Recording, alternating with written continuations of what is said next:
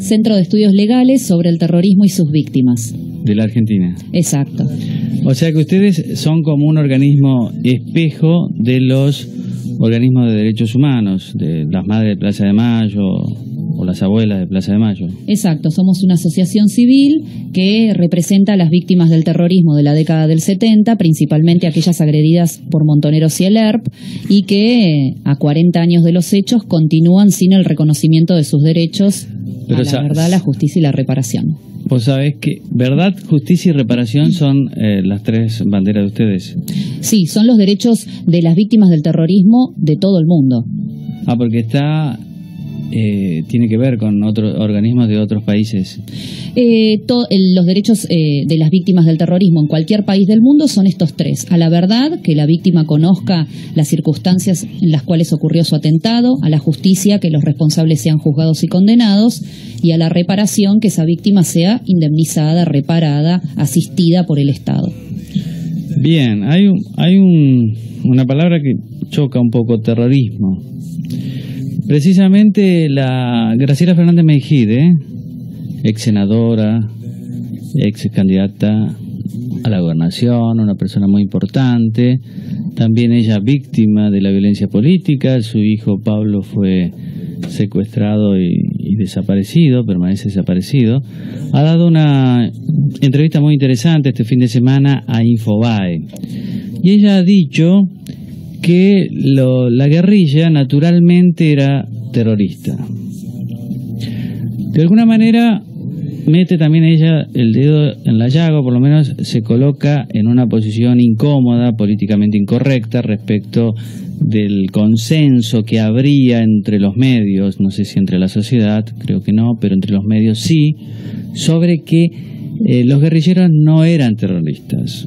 Ustedes sostienen, como Graciela Fernández Mejide, que sí, que eran terroristas. Así es, eran terroristas porque agredieron a la población civil y no combatiente, secuestraron, pusieron coches bombas en el medio de las ciudades, atacaban unidades militares en fines de semana, es decir, en momentos en los que estaban en descanso, en situación de descanso los uniformados, es decir, en todo momento tuvieron como objetivo la toma del poder, pero a través de la violencia, y eso, representado en tanta cantidad de atentados y de tal virulencia, configura terrorismo, porque el objetivo era aterrorizar a la población y forzar a los gobiernos a atender las diferentes prerrogativas que ellos solicitaban. Yo en mis libros siempre procuré no utilizar la palabra terrorismo porque me parecía que ahuyentaba a mucha gente que ya estaba convencida del vamos, que no era, la guerrilla no era terrorista, pero siempre me pregunté, como hace Fernández Mejide, cómo podía no serlo, por lo menos la guerrilla urbana, porque obviamente por la densidad de una población, de una ciudad donde viven mucha gente, el efecto de una bomba debía ser provocar el terror, porque en una bomba vos no podés controlar los daños.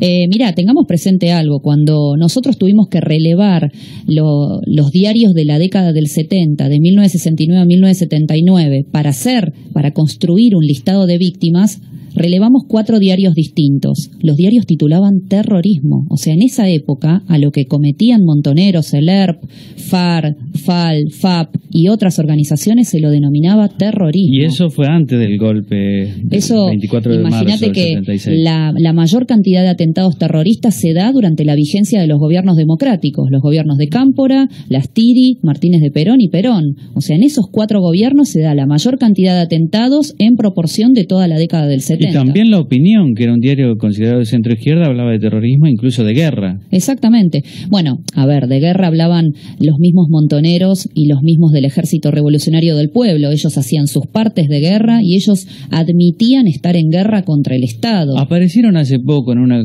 conferencia de prensa o algo así, o una charla por lo menos, 3 excombatientes del ERP incluso con sus uniformes, ¿no?, siendo entrevistados. Eso estuvo en el sitio de clarín.com. Fue muy visitado, pero curiosamente después en la prensa escrita no apareció. La Nación me llama siempre la atención sobre este tema, ¿no? La Nación, el diario. Sí, no le dieron la importancia que tiene a la presencia de 3 personas que admiten haber integrado una organización armada, que obviamente están admitiendo haber cometido actos ilegales, que fueron con sus uniformes, o sea, están tratando desde hace 33 años de democracia de desmilitarizar a grupos que han hecho todo lo posible por mostrarse como ejércitos irregulares, con uniformes, códigos de justicia revolucionaria, grados militares, etcétera. Ahora, en ese relevamiento que ustedes hicieron de las bombas, ¿qué número obtuvieron? Yo no me acuerdo. Yo recuerdo haber participado de la presentación, recuerdo que hablé, ustedes me dieron mucha libertad y hablé precisamente de cómo un joven que, me acuerdo el nombre, Roberto Mayol, que era un joven de muy buena familia de Santa Fe, cómo él se volcó a la lucha armada y como tantos como él representaba un poco de eso. Me acuerdo que ustedes me escucharon con mucho respeto y atención, ¿no? En una idea de tratar de entender el fenómeno. Pero lo importante es, en el relevamiento de ustedes, ¿cuántos ataques con bombas ocurrieron en esos 4 gobiernos constitucionales? Nosotros hicimos el relevamiento del 69 al 79. La cifra total de esos 10 años de bombas, de las cuales nosotros tenemos documentación, porque los diarios lo informaron o las revistas de las organizaciones terroristas admitían la puesta de esas bombas, es de 4.380 bombas. Es decir, explotaba más de una bomba por día durante 10 años. Más de una. Exacto. Claro, es un país que posterga la resolución de los problemas hasta que de golpe viene una solución que es una solución que termina siendo un problema más. Pasa con todo.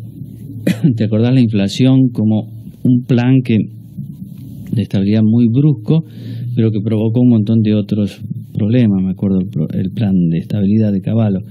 Pero en este caso, entonces, más de una bomba por día. Exacto. Obviamente hubo días donde explotaban más de 1, 2, 3, por ejemplo, el 26 de julio de 1975 era un aniversario del fallecimiento de Evita Perón y bueno, los montoneros ese día depositaron más de 170 bombas entre Buenos Aires y zona norte del conurbano. Esas bombas detonaron al mismo tiempo, incendiaron marinas en Tigre, diferentes objetivos en la ciudad de Buenos Aires, o sea, se vivía en un clima de profundo terror y eso ocurrió en democracia. ¿Y cuántos muertos en esos 10 años? Bueno, en los 10 años nosotros tenemos documentados 1.094 muertos. Es decir, cada 3 días una persona en Argentina era asesinada por una organización terrorista. Tengamos presente algo. Nosotros esta lista de víctimas del terrorismo la hicimos con documentación exclusivamente pública. No se utilizó ni información estatal ni archivos privados. Con lo cual, nosotros sabemos que existen mayor cantidad de víctimas, pero al no poder documentarlas, lamentablemente no ingresan a la lista. ¿Esos 1.094 son muertos y heridos? No, son muertos únicamente. Son muertos. Los heridos son 2.368. ¿Y secuestrados? Secuestrados, nosotros tenemos documentados 758 secuestros. Obviamente en esos secuestros tenemos 2 clases. Los secuestros que eran exclusivamente para presionar al Estado, para el intercambio de presos o para conseguir determinadas requisitorias, como por ejemplo el secuestro del coronel Crespo o el secuestro y luego posterior asesinato de Argentino del Valle Larrabure, y también hay secuestros extorsivos, como el secuestro de los hermanos Born de $60 millones, que es el secuestro con mayor botín del mundo. Ahora, entre las víctimas presumo que deben ser la mayoría policías y militares. En el caso de los muertos, la mayoría son uniformados que fueron atacados mientras estaban desarmados o en situación de descanso o, por ejemplo, dirigiendo el tránsito y los tiroteaban para robarles el arma y la placa, es decir, personas que no estaban combatiendo, porque esto es importante decirlo, cuando nosotros incluimos uniformados en la lista se lo hizo siguiendo el estándar internacional. Un uniformado que está combatiendo no es incluido en la lista porque no es víctima, no es combatiente. O sea, una persona que, por ejemplo, era militar y participó de un operativo contra guerrilleros y murió, ese no. Por ejemplo, el capitán Cáceres, que muere el 14 de febrero del 75 en el Monte Tucumano, en el combate de Río Pueblo Viejo, él no es víctima del terrorismo, es combatiente. El Estado debiera concederle determinados derechos, pero que son distintos a los derechos de las víctimas. ¿Y esos policías y militares que murieron combatiendo, hay ¿Hay números de cuánto No fue? hay número. Nosotros sabemos que es una cifra más o menos equivalente también, o sea, serán unas 700 personas más, pero el Estado, de nuevo, no relevó nunca esto. ¿O no la tiene o no lo quiere mostrar? No lo sabemos, pero la verdad es que, de hecho, nosotros encontramos víctimas a lo largo de estos años que no están en estas 1094 o que no están en los secuestros que tenemos documentados y demás, pero ahí hace falta información de lo que era la Secretaría de Inteligencia o información de las Fuerzas Armadas o del Poder Judicial, y nosotros esa información no la relevamos. Tengamos presente que hasta el año pasado esto era un tema totalmente cerrado bajo 7 llaves, o sea, definitivamente no podíamos acceder a esto. ¿Y ahora sí? Ahora tampoco está mucho más abierto. La verdad es que nosotros querríamos saber qué hay en el Archivo Nacional de la Memoria, por ejemplo. Querríamos saber qué documentación hay respecto de la década del 70 en lo que fue la Secretaría de Inteligencia o las causas judiciales que no podemos encontrar en el Poder Judicial.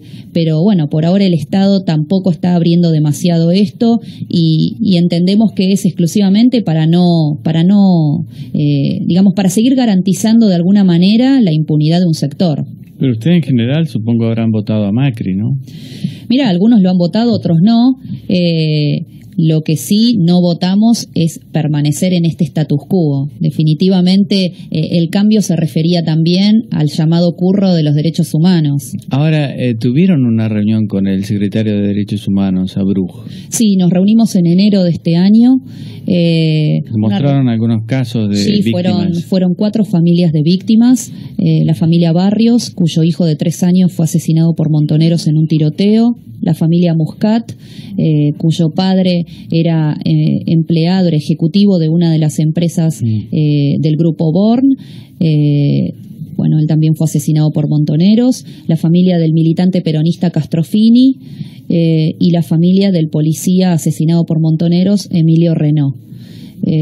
Estas 4 familias le relataron su historia, le explicamos lo importante que es otorgarle los derechos humanos a estas familias, considerando además que si tomamos lo que han sido las políticas de derechos humanos de la última década, definitivamente se han otorgado pensiones, subsidios, exenciones impositivas, todo tipo de beneficios, la mención en los parques y museos de la memoria, y no hay ninguna mención siquiera simbólica de esta gente. Entonces, un poco fuimos a plantear esta situación al secretario de Derechos Humanos. Pero, ¿y él qué les dijo? Él consideraba que estas son, por supuesto, víctimas, conocía parte de nuestra labor, conocía la asociación civil, nosotros le hicimos entrega del libro Los Otros Muertos, cuya investigación presentaste vos en su momento, en el año 2011, y allí está la lista de víctimas del terrorismo, están las historias, cada víctima le relató su caso, y fue una reunión amena en un clima de profunda tristeza, porque estas personas, imagínate que vienen soportando desde hace 33 años que el Estado las reconozca. Ahora, los organismos de derechos humanos lo criticaron bastante a Bruj por esto. Sí, al día siguiente esto era el tema obligado en Página 12 y en diferentes medios. ¿Soportó la presión a Bruj o se achicó? Nosotros creemos que en cierta manera se achicó. Lamentablemente, las cosas que se dijeron respecto de la reunión no fueron las que ocurrieron. La reunión fue en un clima de respeto, digamos, sí, de respeto, pero aparte de respeto también por el dolor de las familias de los desaparecidos, pese a que ellos no tienen ese respeto para con las víctimas del terrorismo. O sea que si ustedes dicen eso, la sentencia que se conoció el jueves sobre la Perla y el campo de la Ribera en Córdoba, le debe haber generado también un sentimiento de aprobación, ¿o no? Mira, nosotros obviamente estamos en contra de cualquier abuso por parte del Estado, pero también estamos en contra de cualquier abuso por parte del Estado que se cometa en democracia. Entonces, si el Estado a las víctimas del terrorismo no les otorga sus derechos humanos, por supuesto nosotros no estamos de acuerdo, porque está engendrando violaciones. Y en el caso del juicio a la Perla, a mí me preocupa fundamentalmente como abogada que se violen los derechos humanos en nombre de los derechos humanos. Por ejemplo, ¿eso qué quiere decir? Eso quiere decir que no se puede juzgar a la gente con leyes posteriores a los hechos. obviamente se están juzgando violaciones graves a los derechos humanos, pero no se puede hacer violentando lo que son las garantías constitucionales del debido proceso. Cosa que en el 85 no se hizo. En el 85, imagínate que, por ejemplo, las juntas militares tuvieron condenas menos gravosas que las que hoy tiene un sargento, por ejemplo. Claro, pues se juzgaron con las leyes que había. Claro, entonces imagínate que, por ejemplo, un general fue juzgado en aquella época y se le dio una pena máxima, no sé, pongamos de 20 años. Hoy se le está dando a un sargento que en esa época no tenía capacidad de mando, que era una persona, digamos, era un engranaje más de una maquinaria gigantesca, y se le dio, qué sé yo, prisión perpetua. Es decir, a mí me preocupa respecto de ese tipo de juicios que se violen los derechos humanos. Obviamente no estoy de acuerdo con los métodos elegidos en la década del 70 para reprimir. Concretamente con el secuestro, tortura, desaparición. Pero eso no significa que el Estado, en razón de esos métodos, está habilitado a violar los derechos humanos. Una cosa interesante, otra cosa valiente que me pareció que Graciela Fernández Mejide dijo, es que respecto de los juicios por las violaciones a los derechos humanos, a ella le parecía que había algunos excesos importantes, por ejemplo, el uso excesivo de la figura del partícipe necesario, que eso es bastante importante porque al final termina condenado a gente que por ahí era un suboficial o un oficial muy joven y le dijeron, bueno, andá, vaya y haga este operativo, y lo hacía, traía a 2 detenidos, los detenidos después eran violados sus derechos humanos, torturados y desaparecían.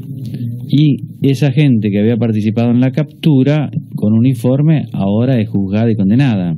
Eso parece un... Bueno, a ver, como excesos o como violaciones a los derechos humanos que el Estado actualmente está cometiendo en estos juicios, hay una amplísima gama, desde la utilización de figuras como esa, o por ejemplo el testimonio de oídas.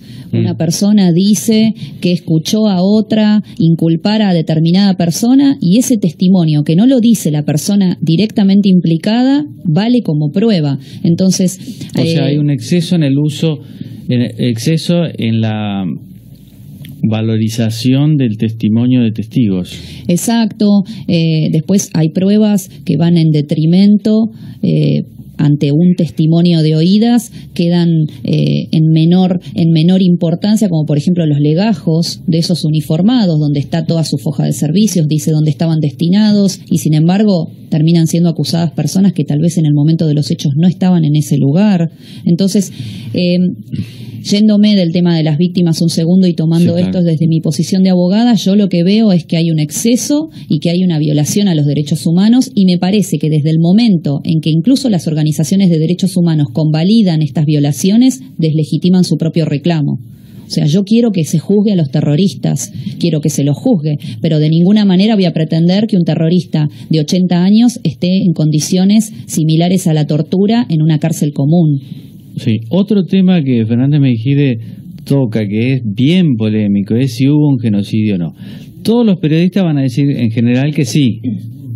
Es muy difícil explicarles, porque en general no entienden y no quieren entender que no hubo un genocidio, pero ella lo explica muy bien desde el punto de vista del Estatuto de Roma, que dice genocidio hay en determinados casos. Vos obviamente supongo que apoyás la postura de Fernández Mejide en ese caso. Sí, yo apoyo la postura de lo que dice la letra del derecho. La Convención Internacional contra el Genocidio dice muy claramente, enumera cuáles son las situaciones que configuran genocidio y excluye expresamente el genocidio por razones políticas. Aquí lo que ocurrió fueron razones políticas. Aquí no hubo ni cuestiones raciales, ni cuestiones religiosas, ni cuestiones de sexo. Acá lo que ocurrió fue una cuestión política. Entonces, la misma convención lo excluye. Argentina la ratificó a esa convención y no hizo ningún tipo de observación respecto de ese punto. Por ende, tenemos que tomar el derecho que Argentina ratificó. Ahora, Fernández Mejide también habla de que para ella, como víctima y madre de un desaparecido, ya que lo hayan condenado una vez a Menéndez por reclusión perpetua, está bien. O sea, condenarlo por 10 es muy interesante desde el punto de vista de un título periodístico, pero y de una lucha política y desde eso, pero no es muy práctico, ¿no? Pero nosotros no somos muy prácticos, no es un país de gente práctica que quiera solucionar cosas. Ahora, ella sí es práctica y por eso es admirable. Y dice, bueno, a mí me gustaría conocer el paradero de los restos de mi hijo, y qué pasó con él y dónde están, y que es también lo que muchas madres y padres y hermanos y compañeros de los desaparecidos quieren. Pero ella dice, obviamente no me van a dar esa información por nada. Entonces ella dice, bueno, ante caso de sentencia firme se podría hacer una negociación, palabra que acá suena mal, porque como se sabe nosotros somos derechos humanos y rectos y no negociamos nada. Una negociación a cambio de la información podríamos mejorar las condiciones de detención o reducir la pena. ¿Y vos qué pensás? Yo eso lo veo un poco difícil. Porque primero que tenemos que tener presente que los agentes del Estado que están detenidos por causas de lesa humanidad llevan en su caso muchísimos años en prisión preventiva, con lo cual si les operaran el 2x1 y otro tipo de garantías que tiene cualquier persona detenida, la mayoría de las personas que están hoy en prisión deberían estar libres. Por lo cual... Porque ¿cuántos pueden estar en prisión preventiva? En prisión preventiva pueden estar... Un ser humano normal, digamos. Bueno, nosotros ratificamos el Pacto de San José de Costa Rica y ahí dice claramente que son 2 años de prisión preventiva más 1 año más de prórroga, o sea que 3 años total. Vos tenés gente que hoy está presa en prisión preventiva, es decir, sin sentencia firme desde hace 8, 9, 10 años. Ese tipo de cosas ocurren no solamente con los presos de lesa humanidad, sino también con los presos comunes. Lo que es gravoso es que en el caso de los presos de lesa humanidad son personas mayores a 65 años en el 80% de los casos. Entonces, yo ese tipo de solución no la veo tan posible porque estamos partiendo de personas a las cuales ya se les violaron sus derechos humanos y se les violaron en democracia, lo cual es peor que hacerlo en un gobierno de facto. Claro, como desde el punto de vista abstracto es interesante lo que ella dice porque pone en cuestión mucho de la metodología utilizada por el kirchnerismo, ¿no? Desde el momento, lamentablemente, en que vos, para proteger los derechos humanos, juzgás utilizando leyes posteriores, pasando por arriba del principio de legalidad, pasando por arriba de la Constitución, de los tratados internacionales de derechos humanos, definitivamente, ¿qué es lo que te queda más allá de una venganza? Y como abogada, la verdad es que no puedo defender situaciones en las cuales el Estado viola. No se puede defender, más allá de que esté de acuerdo o no con el enfoque, con el juzgamiento. Termina siendo irrelevante considerando que estamos hablando de vidas humanas y que aún así hasta la persona que haya cometido mayores atrocidades tiene garantizados sus derechos humanos y lo tenemos que respetar porque esto es un pacto social, o sea, si no tenemos que hacer el pacto social de Rousseau lo tenemos que tirar por la ventana y agarrarnos todos a los tiros. Ahora, esas sentencias son apeladas después como la de la mega causa. Son apeladas y entran en apelaciones que duran años, algunas llegan a la Corte Suprema, o sea, son procesos larguísimos. Y mientras tanto son personas que tal vez son condenadas por 5 años o por 10 años, pero que están en prisión 8, 9, 10, o sea, están pagando una condena por adelantado. Ahora, cuando entrevisté a Videla, pude entrevistar a Videla, fui varias veces a la cárcel de Campo de Mayo. Y ellos se habían organizado bastante bien, ¿no? Digo, quiero decir, a mí me da la impresión que todos los juicios que tienen una parte muy interesante, muy importante, que es la búsqueda de la justicia, de la verdad y la justicia, tienen mucho también de acting político, como dijo Adrián Suárez, que tiene que ver mucho con un premio que el kirchnerismo vio sabiamente, que era montar toda esta situación a ningún costo y con máximo rédito. Porque esto fortalece un poco la unidad corporativa de los militares que están ahí. Nadie va a decir nada, y de hecho muy pocos han hablado, Videla y algún más, pero nadie va a decir nada importante respecto de lo que les interesa a los parientes de las víctimas.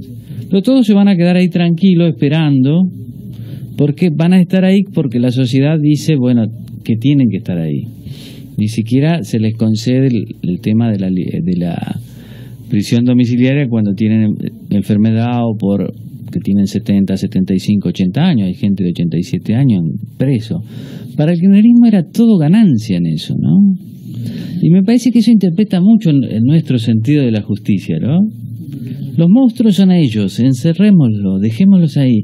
Si es justo el procedimiento, no importa tanto, pero es bueno que estén ahí.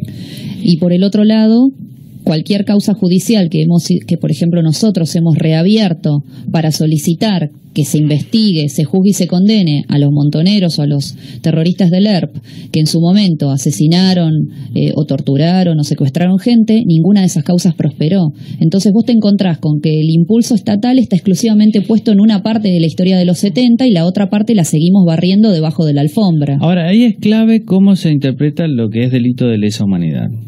Porque ahora la sentencia del juicio de la Perla se extendió al campo de la Ribera, que era el campo de reunión de detenidos durante los últimos meses del gobierno de Isabelita Perón en la provincia de Córdoba. Y eso sería, o podrían ser, dice el tribunal, el tribunal oral, delitos de lesa humanidad, y se recomienda su investigación. ¿Por qué? Porque era parte del Estado. Entonces los delitos de lesa humanidad son aquellos que comete el Estado o bandas paraestatales. Pero eso no tiene nada que ver con el Estatuto de Roma. El Estatuto de Roma no dice eso. Al contrario, aclara, u organizaciones. Exacto, u organizaciones armadas.